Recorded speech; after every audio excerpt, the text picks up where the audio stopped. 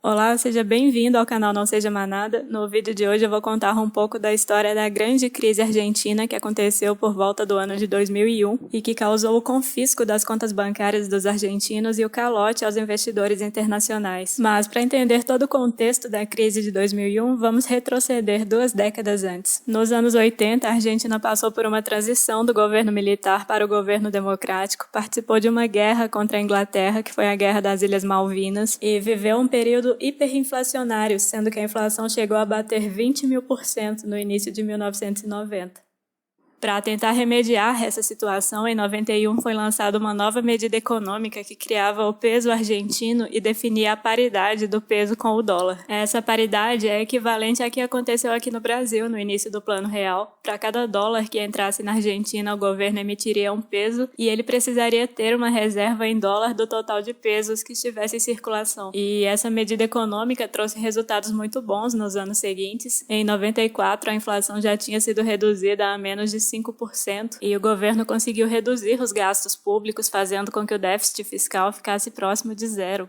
Porém, nos anos seguintes, uma sucessão de crises no cenário internacional abalou a confiança dos investidores nos países emergentes. Em 97, houve uma crise asiática que causou a falência de muitas empresas, inclusive do maior banco da Ásia. Em 98, a Rússia entrou em crise e declarou calote na dívida externa dela, causando ainda mais fuga de capital dos países emergentes, porque os investidores internacionais começam a ter muito receio de deixar o dinheiro investido nesses países. E em 99, o Brasil desistiu de tentar manter a paridade entre o real e o dólar, porque a dívida externa brasileira só aumentava e as reservas de dólar do país já estavam acabando. Em 2000, houve a crise das .com nos Estados Unidos. As empresas relacionadas à tecnologia e internet tinham tido uma valorização astronômica e o mercado percebeu que aquilo tinha se tornado uma bolha. Então, de repente, a Bolsa Americana teve uma queda gigante, porque as pessoas começaram a vender de forma massiva e essa queda da Bolsa Americana refletiu também na Argentina. As taxas de desemprego e as dívidas do governo só cresciam e as exportações vinham diminuindo, afetadas pelas crises mundiais e pela desvalorização do real aqui no Brasil. E para piorar tudo, em outubro de 2000, o vice-presidente argentino renunciou, acusando o governo de corrupção. E então os argentinos começaram a perceber que era questão de tempo até que a paridade entre o peso e o dólar acabasse, porque o governo argentino não ia conseguir sustentar aquilo por muito tempo.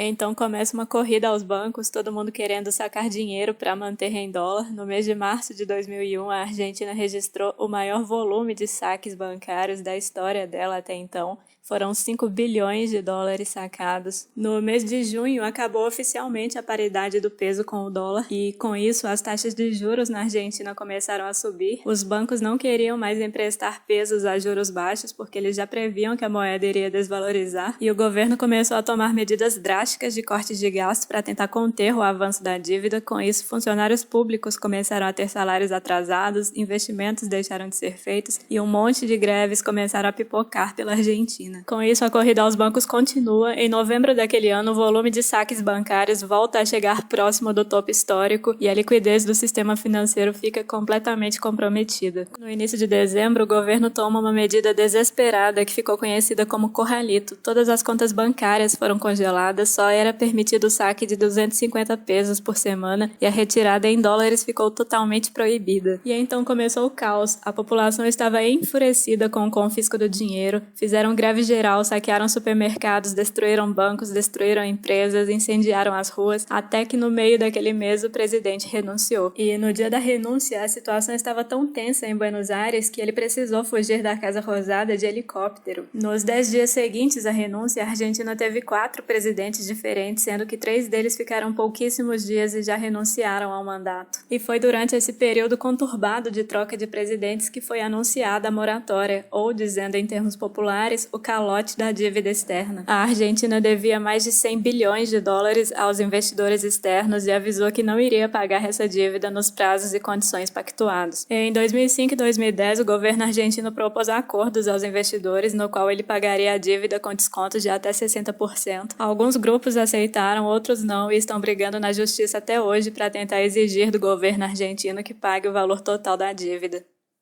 A respeito de como ficou a população e as contas bancárias congeladas, no início de 2002, o presidente liberou o câmbio flutuante e assim rapidamente o preço do dólar chegou a bater quase 4 pesos. E a população que tinha saldo em dólar congelado no banco ficou no prejuízo porque o governo determinou que esse saldo seria convertido para pesos na proporção de 1 peso e 40. E os saques bancários só voltaram a ser permitidos livremente no fim de 2002, quando a inflação já estava batendo 40%. Depois de ouvir essa história toda, se você ainda não tiver investimentos no exterior, eu te convido a fazer uma reflexão. Vale a pena deixar todo o seu patrimônio no Brasil? O Brasil é um país emergente, assim como a Argentina, e nós temos muitas semelhanças com eles, por mais que nos doa aceitar isso. Então nós não podemos ignorar o risco cambial e os riscos de imposições governamentais nos moldes do que aconteceu por lá. E o único jeito da gente se proteger desses riscos é tirando parte do dinheiro do Brasil e colocando em um país de economia mais estável, como por exemplo os Estados Unidos. Se você gostou do conteúdo desse vídeo, deixa seu like, se inscreva no canal aqui no YouTube e acompanhe o canal também no Instagram, que agora eu venho postando conteúdos por lá.